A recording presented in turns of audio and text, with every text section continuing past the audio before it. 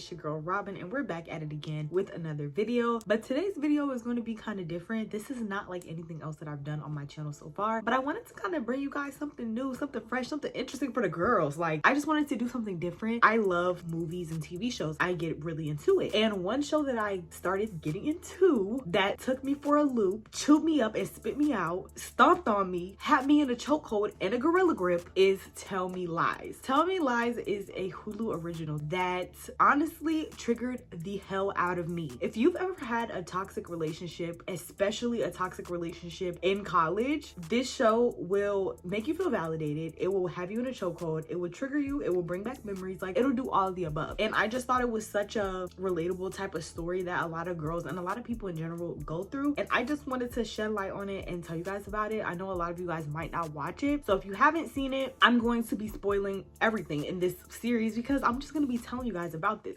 So episode 1 starts out very spicy and very freaked out. We see our main character, Lucy. She is getting freaked out with this other character and they're having their moment. I don't know what I can I say on YouTube. So I'm trying to keep it kosher, but they're basically canoodling. That's what we're going to call the act of, you know. Then we start getting flashbacks of her and this man and their relationship. So we're seeing fights. We're seeing kissing and making up. We're seeing all kind of stuff that's giving toxic relationship off the bat. This is a tumultuous relationship. There's a lot going on. Dare I say, way too much going on. So we're catching these flashbacks and she wakes up. When Lucy wakes up out of her slumber because she was dreaming, she wakes up next to a totally different man. So I'm like, oh, okay, so somebody's on your mind. Who is this? So she wakes up, her heart is beating, and her man is like, your heart is beating really fast. Are you okay? She's like, oh, that's weird. Like, girl, you a damn lie. You know you was dreaming about that man. So they start talking and she's like, oh, I gotta start getting ready for this engagement party. And he's like, are you sure you don't want me to come with you? Like, I can come. And she's like, no. It's basically gonna be more like a college reunion than an engagement party at this point. I'm seeing a lot of people that I haven't seen in a while, and yeah. And he was like, well, I don't know about a reunion because you're with these people all the time. Like, you see these people a lot. And she's basically like, well, I see some of my friends from college, but not everyone. So she gets in the car, she's on her way to the reunion, and she starts getting these flashbacks of the same guy she was having flashbacks about during the dream. So clearly this is somebody that she dated, and it's basically alluding to the fact that this person is going to be at the engagement party. She's about to step into some territory. She's about to get in a time machine and go back to college. This is 8 years after college. She gets to the reunion, and when she pulls up, her best friend, Bree, the bride, is sitting her down, and she's like, I am so sorry. She was like, I did not know Evan was gonna invite him. Evan is Bree's fiance, and Evan is friends with this guy. So I keep calling him this guy, but I guess I'll just put a name to it. His name is Steven. And Lucy is like, girl, it is not that big a deal. Today is your day. We're celebrating your engagement. Like, you know, trying to be a good friend. Don't worry about me. Like, I'm fine. Like, I'm grown. So another girl walks in and she's like, so y'all are talking about Steven already? So already I'm like, okay, so you're messy boots. Like, you're coming in on a different level, like calling stuff out how it needs to be called out. So the bride, who is Bree, gets up and she's like, oh my God, Pippa. So Pippa is another one of our characters. She is friends with Bree, but it gives the vibes that like at some point Pippa and Lucy fell out. Like, it feels like they were friends at one point, but they're not really, because Bree is really excited to see her, but Lucy is kind of like, this is Bree's friend. I'm here to support my friend, so I'm cordial, but you know, whatever. But you could also kind of tell that it's like y'all know each other. Like, y'all used to be cool at some point. So obviously it's Bree's engagement party, so she gets pulled in to do something and she kind of leaves the room, and it leaves Pippa and Lucy in the room together. So Lucy is in front of the mirror trying to curl her hair, and this scene is so funny to me because Lucy's hair is already curled. Like, the hair is done and she's sitting here curling, but she's acting like she don't know how to curl her own hair. Pippa is like, do you need help? And she's like, yeah. Pippa goes over and starts curling her hair, and so they start catching up. What have you been up to? Oh, nothing. You know, are you still dating that guy? Like, you know, chit chat. They knew each other at some point in time is what we're getting in this scene, so they're kind of catching up. Then stuff starts to just hit the fan, because Pippa already has shown herself to be somebody that's like, babe, I'm going to call it out how it is. I'm not about to mince words and play with you. So she was just like, we're not going down the whole Steven rabbit hole today. Like, we're here for Bree. This is her engagement party. Like, we need to be good friends. So we just starting off with the baggage. Like, we're starting off with the drama, and Lucy is basically like, what are you talking about? Like, she's getting defensive. I can be around Steven for 2 hours and I'll be okay. Like, I'm over that situation. I'm over all of that. At this point, we're realizing that like there was something that happened that is very traumatic, tumultuous, and we see that from the flashbacks. So it's like we're just getting all of this data. Like, her and Steven had something going on and it was not good at all. Steven had some type of hold on Lucy that was very powerful, a gorilla grip, if you will. What happened? Something happened, and we leave it there. So the girls are done getting ready and they go downstairs, and it's basically Lucy and the bride and groom. So they're standing there taking shots. The bride and groom are just in matrimonial bliss. They're sitting up there talking about some, I love you, mwah, mwah, mwah, like, you look so beautiful, like all that cutesy stuff. And out of nowhere, we meet another character, Wrigley. Now, Wrigley is best friends with Evan, and his big goofy behind, he is so obnoxious. He is a frat boy through and through. So he comes in all loud, doing the most. He's grabbing up the bride, lifting her up, talking about some, she's my wife now, I'm stealing your wife. And she was over there giggling and laughing and stuff. I was like, baby, you're not about to be grabbing up on me. Like, get off of me. I would have been so like perturbed, like, this is too much. I don't know, am I uptight? But Wrigley is there. He greets Lucy, oh my god, because he hasn't seen her in a while. So he's like, hey Lucy, like, how are you? Like, all that good stuff, all that good stuff. Evan is looking at Wrigley like, are you high? Because he's acting erratic, he's acting crazy. So he's like, are you high? And he's like, no. And then he's like, don't tell Pippa, so you're high. He's like, well, where is Pippa, by the way? And Pippa was over yonder, you know, getting a drink or whatever, and minding her business as she should. So he's like, ah, Pippa. So he goes and runs after her and is doing the most, because Wrigley is over there smothering this girl. Like, he's all over her, and it's like a lot. Like, he's just a full-on type of person. They're like laughing about it, and Lucy makes a joke and she's like, what girl wouldn't want to be chased up by a coked up gorilla? So she's basically making fun of him, like he's a doofus, you know, being funny, basically being funny and being messy. And Evan was like, well, take it easy on him because it was his brother's birthday yesterday, like he's going through a hard time. They're alluding to the fact that something happened with the brother, and it seemed like the brother is like passed away or something. So at that point, Wrigley is knocking over trays, and so Pippa is over there with Lucy, and she's just like, oh my god, like this is too much, like he is always making a mess. And Lucy says, you don't have to deal with his mess anymore, like you don't have to pick up his messes anymore. It's clear that Pippa and Wrigley were together in college. So the scene cuts to Lucy and Bree, and Lucy is talking to her best friend, and she's like, you know, I'm really happy for you, right? And it's like the energy of the way she said it was just like, duh, you're my best friend, like why are you acting like that? Like you're acting mad weird. And so that's what her friend says. Bree is like, yeah, I know you're happy for me, weirdo. And so it's like, wait, what's going on? Like, it felt weird. Weird energy. Lucy walks away. She is stressed. She has some type of rash. She's drinking. She's taking swigs of her drink every 5 seconds. Like, she is angsty because she knows that she is going to see Steven at some point, and it's only a matter of time. So she's walking around the party. She's doing this and that, and she's having flashbacks all throughout her just walking in the party. She's having flashbacks of them hunching. She's having flashbacks of them arguing. She's having flashbacks of them crying. She's having all type of flashbacks. She got PTSD bad, okay? Like, her mind is everywhere, just remembering all this stuff that her and this man went through. So moral of the story, Lil Mama's going through it. Miss Mamas is stressed out to the max because she has to come basically face to face with her past, whatever that may be. So she's stressed. She swigs down her drink. She's just knocking them back. Like, she is getting lit in that party. She takes her drink and she turns around, and we finally see Steven. Her and Steven lock eyes in the party. Now, one of the first points where I get pissed off with this story and with this show, because why did these people and these producers put Steven in this 27-piece mullet looking thing? He looks like a lopsided thumb. It's crazy that they will put him in that toupee, and I just feel like there has to be more in the budget. Like, there has to be more in the budget. Like, it almost pisses you off even more because, like, this is your man? This is your king? This is the guy that's running through your mind like Shikari? When I find out the men behind your tears, I get a bit shocked. Be for real. Really?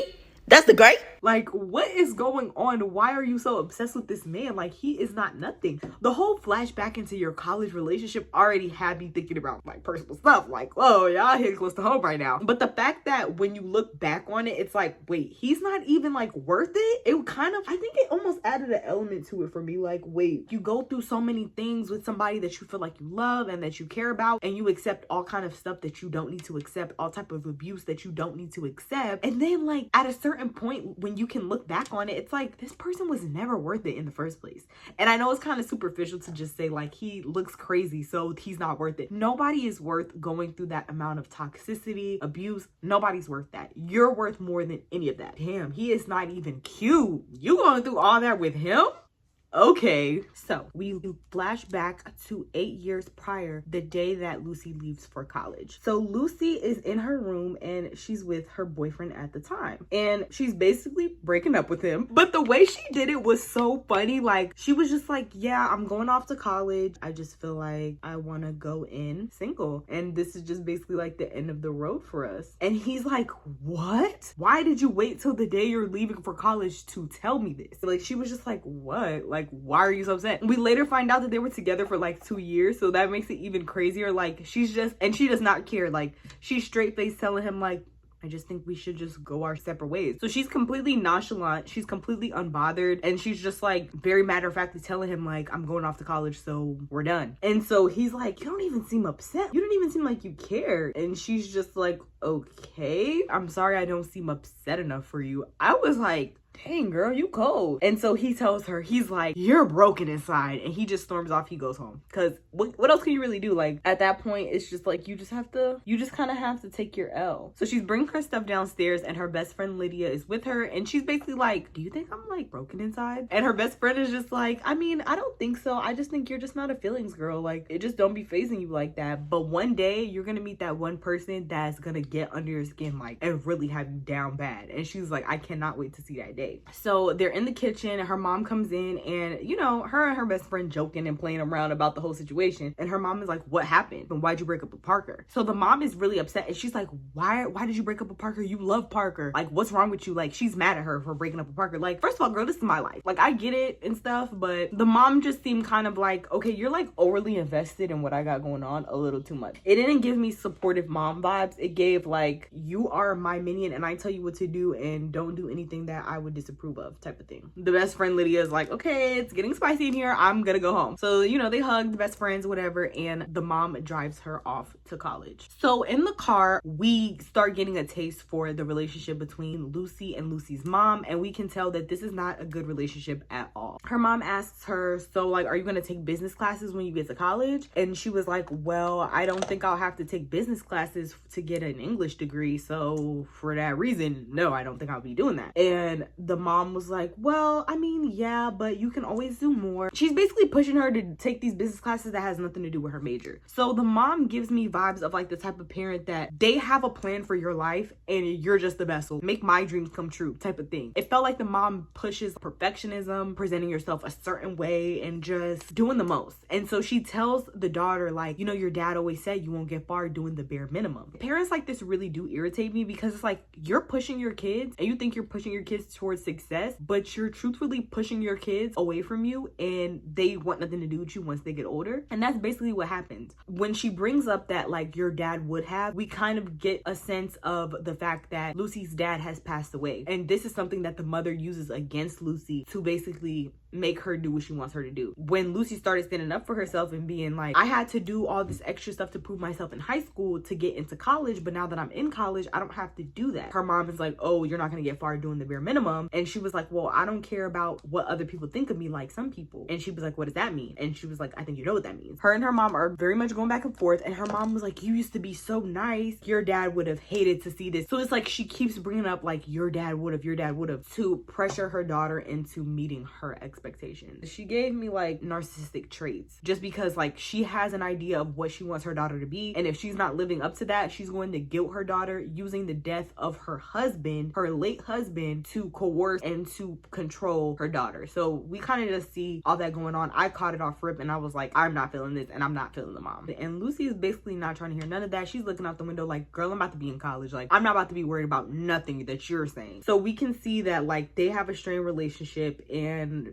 that honestly sets you up for a lot, because I feel like a lot of what you don't get in childhood and a lot of the traumas that you face during childhood really sets you up to be the person that you become as an adult, and the needs that you don't get met in that stage of life definitely have an impact on the type of partners that you end up partnering with, the type of relationships that you end up in. I love to see that there is that background of like, okay, like we're figuring out some backstory of like, how did these people get into this situation? And it's very easy, and I see this a lot where people are like, just leave them. Like, if you're in a toxic relationship, just leave. But we don't pay attention to a lot of the backstory that gets people into these situations that they feel like they can't get out of. And I think that's important. So it gave us some background on her relationship with her mother. But we get to college. I'm talking about we, like, yeah, this is my story too. We get to college and Lucy goes into her dorm and meets her roommate Macy. And Macy is so freaking cute. Like, she's so cute and tiny, and she's like, oh my god, like, she's one of those people that's just so happy and so excited about life and just happy to be alive.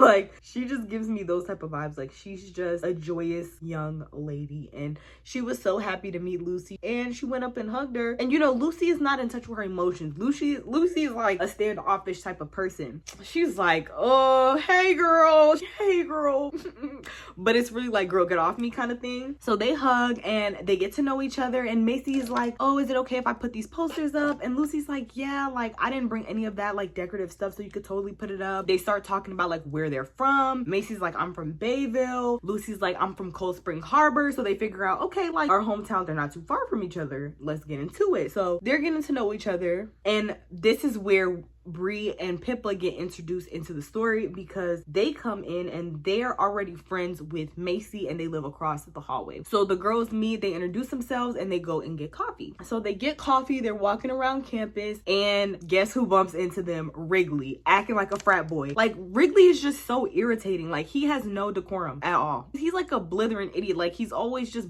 bumbling and stumbling and grabbing somebody and just acting a fool. So of course he's doing that, and he's coming up to Pippa and he's like, hey, da, da, da. So this is where the girls meet him, and Pippa is like, yeah guys, this is Wrigley, he's a junior, and I met him last year on the tour to come to the university. So already we're getting into some realism, because in real life, the upperclassmen men are notorious for preying on incoming freshman girls. So if they met last year and this girl is a freshman and he's a junior now, that means he was a sophomore when they met, and she was touring the school, which means she was still in high school, and that's how they met and connected and started talking. So you already see, like, so you're grooming these incoming freshmen, and that's truly what it is. It's grooming. It's not even okay, because a lot of them do this for the sole purpose of feeling like these girls are green, these girls don't know what's going on, and they're going for it, period. And a lot of that, unfortunately, is true, and it's no fault to the girls. It's really just the fact that these girls are walking in to a whole new experience. They've never been in college before. This is their first rodeo, and these men, because they're grown men, be the first ones to say, yeah, I'm going to get into that,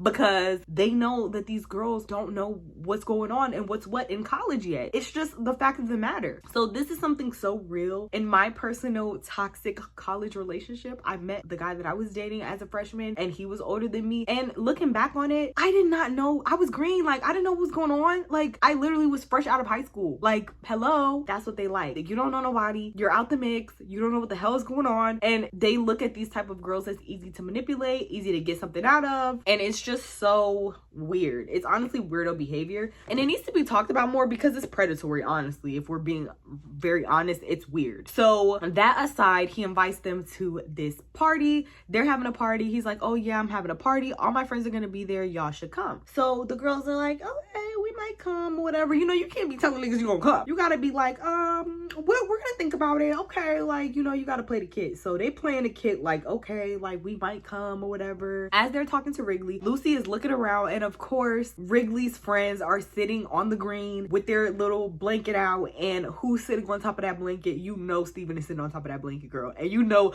the dramatic music is going on in the background, and they're locking eyes and they're like looking at each other, and he's like, and she's like, so they're all into it. Like, okay, they're already locked eyes on each other. So they see each other, but you know, they don't speak. It's just kind of like a unspoken thing. Like they looking at each other. So we fast forward to later on that day when the girls are getting ready to go to the party. Cause you know, them girls is getting ready to go to that party. They trying to act like, oh, we might not go. Y'all know y'all going. So they're getting ready for the party. They're talking and they're kind of getting to know each other because this is like one of the first nights. I think this is the first night. So they're talking about virginity because these girls literally just got out of high school. Like, hello, it really puts it in perspective. Like, these girls are young. Pippa is like, I definitely can tell who's a virgin, who's not. It's one of my gifts and one of my talents. I always know somebody's a virgin. Like Lucy, I know you're not a virgin. And Lucy was like, okay, like, cause she's not. So she's like, whatever. When it comes to Bree is a virgin. And so Bree is like, oh, I just want to lose it and get it over with. And I just feel like that's one of those things where it's just like, you should not feel pressured to do anything. Like, there's a lot of pressure either way for girls, for young girls. If you do it, then you're a hoe. People are going to look at you sideways, and there's all this judgment. There's all this slut shaming. There's all this stuff going on. And then when you don't want to do it, you're a prude, you're boring, you're lame, all type of stuff. I just think that girls should be informed about being safe. So basically, she's just at a point where she just wants to get it over with. And so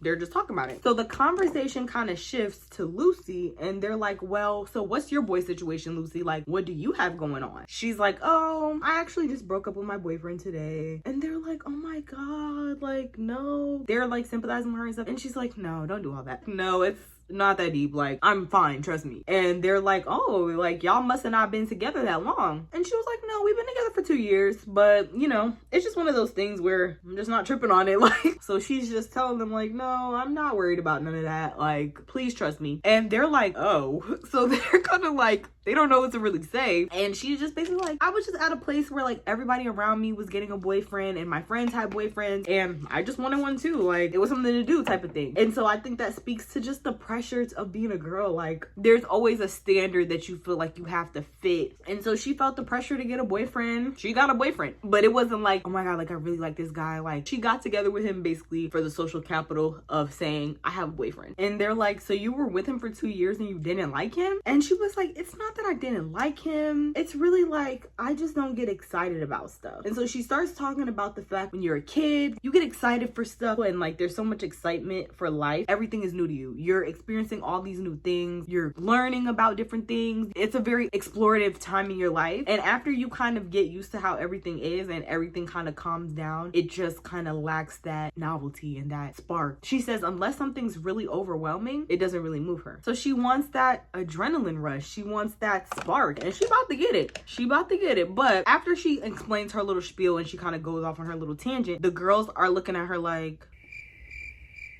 she got blank stares and crickets. Like, the girls were not understanding where she was coming from at all. They were looking at her like an alien with 10 heads. So she was just like, okay, whatever, change subject. And so she complains about her outfit that she's wearing tonight because they are getting ready to go to this party. Pippa ends up lending her an outfit. They go on their merry way. So the girls get to the party, they pull up to the party and they start taking shots with Evan and Wrigley, and you know, they're having fun. So we meet Evan's girlfriend and she, like, you know, she's talking to everybody, but then I think she ends up like trying to go to the bathroom. So she tells him like, I'm about to go to the bathroom. He follows her and he's like, why? So you could go do some coke? I haven't made this clear already, but this is a PWI. People are doing hard drugs at this school. He's basically telling her like, I know you're about to go to the bathroom to do coke. So we can see he's giving a little overbearing tea. And so Wrigley's over there with the girls and he's like, yeah, and you know Evan, like, he can't live without a girlfriend like ruining his life. So we kind of see like, okay, Evan, you're giving me attachment issues, but you know, go off. So after that, Wrigley introduces us and the girls. I'm acting like we're in the story, y'all. Like, we're in the show too. So Wrigley introduced us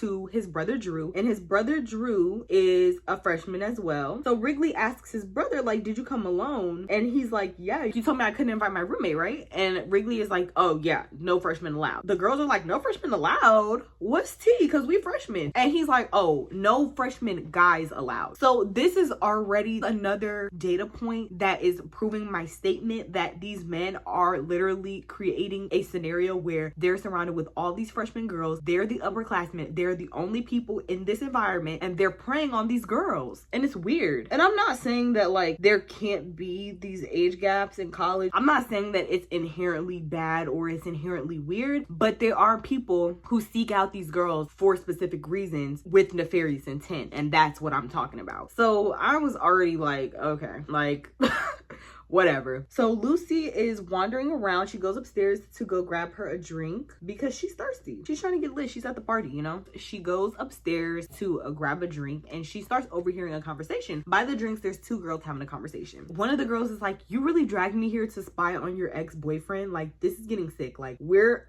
sitting up around here with all these 18-year-old treesh, and I cannot deal. Like, I need to go to the bathroom, and after I get out, I'm ready to leave. So now it's just Lucy and the other girl. So the other girl's name is Diana, and Diana introduces herself to Lucy, and she's like, hi, I'm Diana, and you know, I'm sorry for my friend's comment about, you know, the 18-year-old thoughts.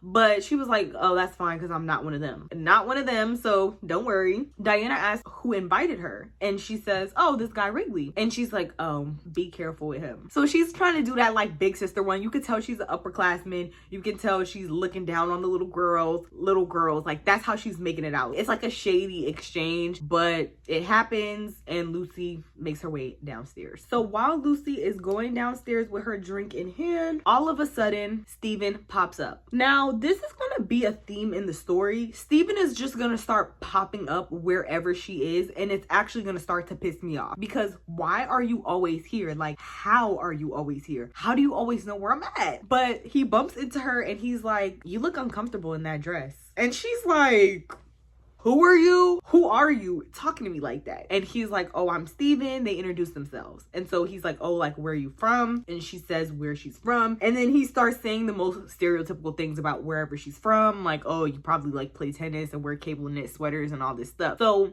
the exchange, the best way I could describe it is like he's mixing insults, compliments, charisma, and bullshit. Just saying all type of stuff, and it comes off very like captivating, because it's almost like, what are you talking about? Like, what's going on? He's making inappropriate comments, all kinds. And so she's like, do you talk to everybody that you be like this? And he's like, yeah. And so she was like, well, how do people feel about it? And he's like, I'm pretty polarizing. So I'm like rolling my eyes to the back of my head, because I know that the charm is getting to her, and I know she's going for it. I frankly know that she's going for it, and she's eating it the hell up. He's sprinkling in like little insults, but not like insults to where you want to smack him, but like little insults that's like, what did you just say? But then he follows it up with something cute, and it's like, okay. So he pulls her in and he's like, you're killing me in that dress. So as soon as he says that, Macy and everybody, like the whole gang, pulls up. Y'all know how when white people recognize each other, they be like, Steven DeMarco. That's exactly what Macy says. She's like, Steven, like, how are you? Da, da, da. Everybody's like, how the hell y'all know each other? And they're like, oh, like they're both from Bayville type of thing. They're both from the same place. So we're like, okay,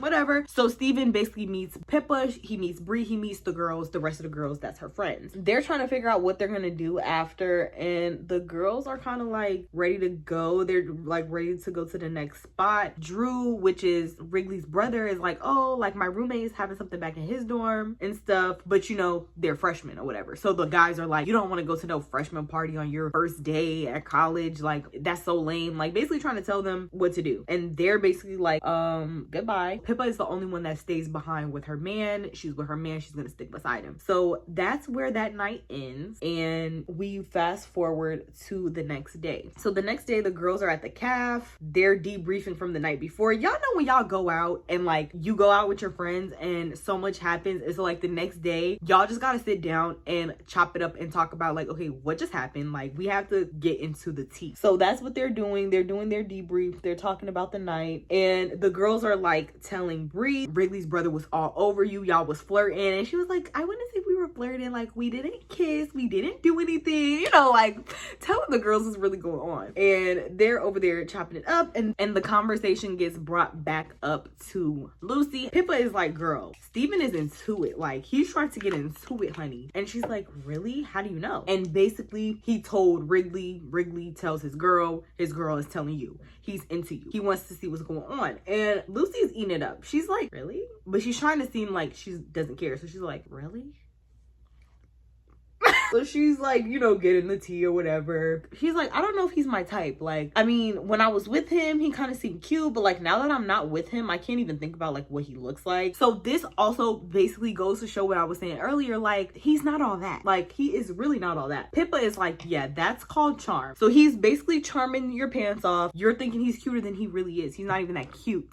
Okay, but then Pippa's like, well, you don't know what your type is because you've never really liked nobody before. Pippa asks Macy like more about him because she was acting like she knew him, and she was like, I don't really know that much about him. He just kind of like went to my school, and I don't know, like I don't really know much about the boy. Lucy and Macy are getting something to eat, and they're in the line, and they're just talking, like they're just chopping it up. Lucy starts talking about the fact that over the summer she already has plans to go to India because her dad went on this trip to India during his like the summer of going into his sophomore year of college, and it was like a really formative experience for him, and she wants to go and do the same itinerary that he did because he is passed away. And I thought that was sweet, and the girls kind of talked about it. And Macy mentions that like the last night, like when you were talking about, you know, not really getting excited about things, Lucy tries to kind of like, oh, like, yeah, that was so stupid, I was drunk. And she was like, no, like I totally get where you was coming from. And it was just a sweet moment. Like the girls were connecting, they were really bonding like as roommates, and you could see that they were starting to be like closer. And so they're like, oh my god, like I'm so happy you're my roommate. And she was like, I'm so happy you're my roommate. And like it was just a cute little wholesome moment between the girls. Like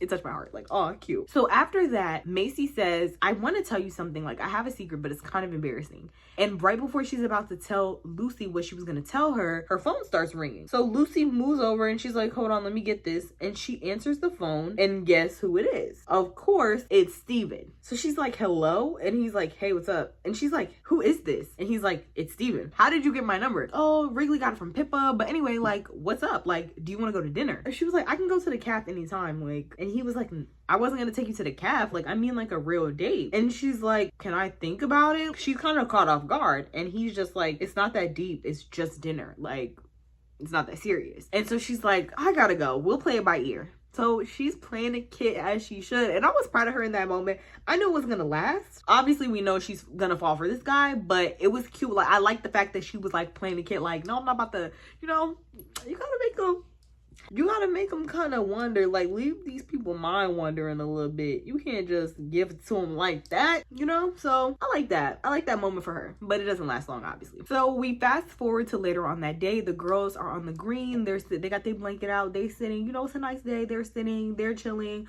People are throwing a frisbee, throwing a football. Like, people are just being in college, basically. Bree is over there on a blanket with Wrigley's brother, Drew, and they're over there making out. So we can see that the girls were right. There was chemistry and there was something going on between those two. So they're on the blanket doing their thing, and the girls are like, ooh, when they're kissing, like, you know, being dumb. It's Pippa, Lucy, and Macy hanging out, and you know, they're shooting a breeze and whatever. Lucy gets a phone call. She gets a phone call from somebody saved in her phone as CJ. So they're like, who's CJ? Like, who are you talking to? And she's like, it's my mom. And they're like, oh, why do you have her name saved as CJ? Like, why don't you have it saved as mom or whatever? And she basically says she lost the privilege to be called mom. The mom leaves this delusional voicemail. So she plays the voicemail, and the mom is basically like, I don't know what happened and why you're so upset, but if it has to do with your dad dying, I don't like that you're taking that out on me. Your dad would hate to see us fight like this. Heavy on the delusion, light on the accountability. Like, she's not taking accountability for, like, you know, putting too much pressure on her daughter, or just like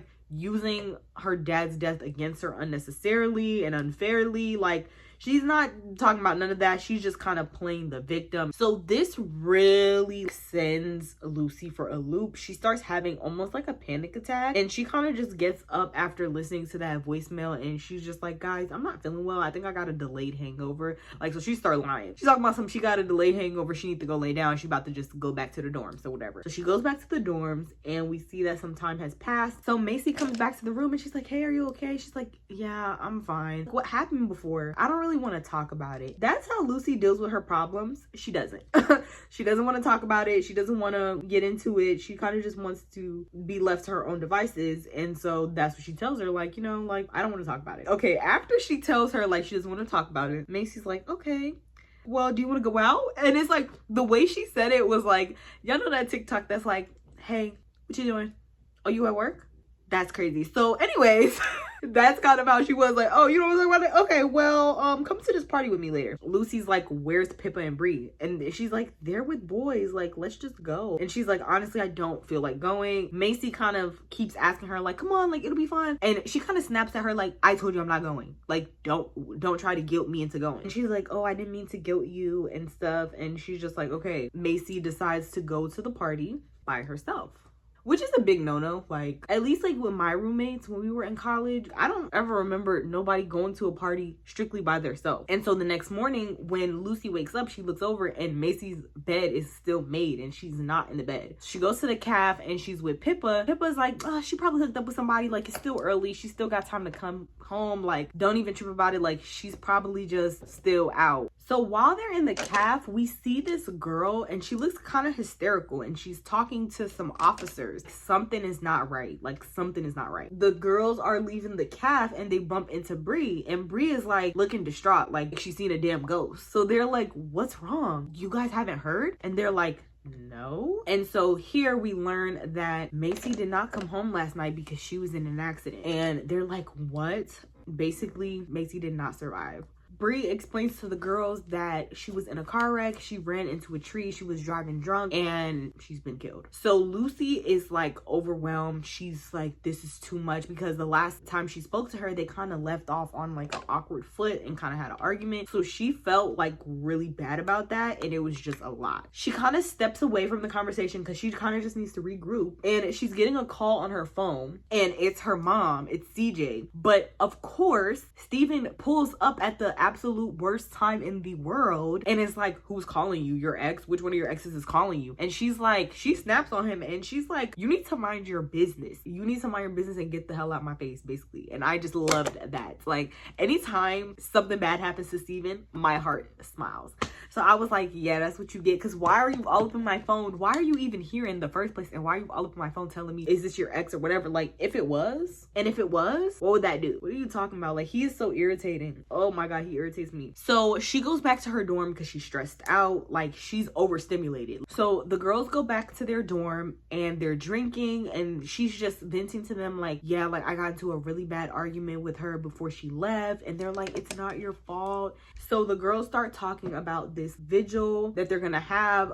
It was a bonfire originally, but then they changed it to like a vigil because of Macy's passing. So we flash forward to the vigil and the girls are there, the whole friend group. So all the guys are there. Wrigley is there. Evan and his girlfriend are there. Bree is sitting with the group and she sees Drew from across the bonfire and she waves at him and he kind of like just kind of walks away. So he's acting standoffish and he's acting stush. Like, he's just not into it. One of Wrigley's friends, Tim, joins the group and he sees Bree and he's like, you're pretty. So it's like everybody's having their little sidebar conversations and they're trying to figure out like if they want to go to this party, and they're like, is it wrong to go to this party like during this time? And Evan's girlfriend is like, I mean, I don't think it's wrong, let's party, you know, because she's a party girl, so she's ready to go and all that. So they all decide to go to a party after the bonfire. So they're in the party. In one scene we see Tim, the guy that we met at the bonfire, is in the corner making out with Bree. Like, it's a lot going on, and Lucy is getting drunk, like drunk. So she's drinking and she starts drinking too much and she goes outside and starts throwing up. So of course, when she's outside throwing up, who shows up, guys? Steven shows up. Of course, he helps her up. She's a mess, obviously, like she's clearly a mess, and he was just like, okay, like, I'll take you home. And as he's like carrying her, she's like, I'm not gonna have sex with you. And he was like, at this point, like, I know that's off the table. So they go back to her dorm and she's brushing her teeth. He tucks her in, and once she gets in the bed, she just starts crying and she's like, people don't think I'm nice anymore. He was like, well, people don't think I'm nice. So he's trying to like make her feel better. He's trying to comfort her, and he tucks her in the bed, and she asked him to basically spend the night with her. She doesn't want to be alone. alone in the dorm. He climbs up in that twin size bed. When they was crunched up in that twin size bed, I got flashbacks of college because I used to be crunched up in that bed too. So Lucy and Steven wake up the next morning and Lucy is embarrassed. It's very embarrassing, okay? And she's like, oh my God, I feel so bad. I can't believe I got that drunk. Like, I'm so sorry. I'm sorry for everything. Like, she's apologizing to this man. Why would you ever do that? So she's apologizing to him and he's like, don't worry about it. I understand. And she's like, Macy's death is just hitting me really hard, and which is understandable. Like, that was her roommate, even though she didn't know her that well. The topic of Macy's death is basically brought into the conversation, and Steven is just like, yeah, it's so sad what happened to her. Like, I didn't really know her that well, but it's really sad. So he asks her who was calling her yesterday, and I'm like, this nigga really want to know something. Like, you better be in this girl business. Like, you are in the business a little bit too much. Lucy don't even like being questioned like that. So he asks her who was blowing up your line, and she answers, and she was just basically like, it was my mom. I don't really have a good relationship with her. This is where she mentions that her mom did something so unforgivable that she will never be able to forgive her, and that their relationship will never be the same. So obviously her mother violated in some type of way, but she's just talking about how the relationship with her mother is very difficult. And then he starts joining in and saying, oh yeah, like, I don't have a good relationship with my mom either. He starts going into it like his mom kind of sucks too, and his dad left when he was 6 years old. They would get evicted from houses. Basically, it was really tumultuous growing up, and it was hard to grow up without a father, and they had a lot of financial issues. So Lucy is like feeling sympathy, which, okay, that's fine. It's normal to feel sympathy and empathy for these type of situations, but as we will learn further and further along into the story, Steven is a very toxic person. I feel like he has the upper hand in the situation, and he manipulates her a lot, sharing these things, especially when she opened up and shared, he opened up and shared. So she can feel like on the receiving end of it, like they're having this intimacy, they're having this vulnerability and sharing like their childhood experiences. But some people will do this as a means to gain your empathy and to in turn make you feel closer to them than you actually are. So it's like a fake pseudo vulnerability that you feel so close to them, but they do not care. And I think Steven is one of those people who is simply just doing this in order to gain her trust. So Lucy is like, oh my God, like, I'm so sorry that you had to go through that. Like, that seems terrible. And he's like, yeah, well, something that would make me feel better is if you would let me go on a date with you and take you to dinner. She was like, you still want to go out to dinner with me after I like threw up on you and all this other stuff? And he was like, yeah, I mean, you're cute. He gives her a TBH. He's like, I mean, you're pretty and you're kind of cool, I guess. This is his little words. He's like, you're kind of cool, I guess. And I know that could be like a playful little thing, but I genuinely think that he says this stuff and he means it. Like, yeah, you're cool, I guess. Like, you're whatever. But they start getting into it. Like, they start making out. They're getting ready to start canoodling, and he's like, should I lock the door? And she kind of collects herself, and she was like, honestly, I think we should leave it there for today. That was enough. Thank you. I really kind of just want to take it slow. I don't want to rush into anything. And he agrees, and he's like playing the respectful kid. And he's like, okay, well, he gives her a forehead kiss, and he tells her to drink water, you know, hydrate, get some rest, and feel better, and I will see you later. So she thanks him for helping her, and he's out and he's on his merry way. So he gets back to his dorm, and who do we see standing by his door? None other than Miss Diana Ross. No, none other than Diana from the party. So remember, Diana was at the party and her friend was like, did you really bring us here to spy on your ex? He's the ex in question. Diana and Steven were dating, and she's standing by his door and she's like, can we talk? And he's like, I've been trying to talk to you all week. Of course we can talk. So she comes into his room and she sees that his bed is made. So she's like, where are you coming from? And he's like, oh, I got high and crashed our release place. And then he says, you should be happy that I wasn't doing blow. I was like, what in the world is going on in this school? She's like, I miss you, but I'm still mad at you. And he was like, well, I miss you too, and so stop being mad at me. And she's basically like, I cannot trust you anymore. How do you think it makes me feel when you're flaunting around these freshmen and flirting with them in my face? We learned that Diana and Steven broke up because he cheated on her. So she's like, how do you think I'm supposed to trust you if you constantly was cheating on me? Questions that need answers. He does a good little switcheroo, as a narcissist would, honestly. and flips the situation around on her. And he was like, I've been trying to get back with you for the longest, for the past 2 months. So at this point, the ball is in your court of what you want to do. I've been telling you I love you. I've been telling you I care about you. So if you don't want to get in line and if you don't want to get in tune, that's on you. He did the switcheroo, and she's like, the trust has been broken. Like, she's begging and pleading. It was a one-time thing. I was drunk. Like, it will never happen again. I don't understand why men love saying that. It doesn't make the situation better. It doesn't change the fact that you cheated. It doesn't change anything. And this, what I'm about to say, is like every guy that's cheated favorite line, because this line got thrown at me when I got cheated on. This man gonna say, so you're really about to throw away 2 years over one night, over one time of me cheating? I find it so interesting how in these situations, like, the onus and the blame gets shifted on the person that was not cheating, that was doing what they were supposed to do in the relationship. This person that wants to leave you for violating the foundation of y'all relationship is the one that's throwing away the years. It's obviously the person that cheated that's throwing away the years. So she asked him if he has hooked up with anybody else since they broke up, and he was like, I haven't wanted to, no. Technically, he didn't hook up with anybody, but literally 20 minutes ago, he was in Lucy's dorm trying to get jiggy with it, trying to start canoodling with her. She didn't let him, so then he went back to his dorm, and now he's telling you that he hasn't been with nobody. Like, make it make sense. And he's actively pursuing something with Lucy. They start making out. They actually begin canoodling, and they're in the middle of the act of the canoodle, and she's just like, I can't do this right now. And so he gets off. No means no. So he does get off, and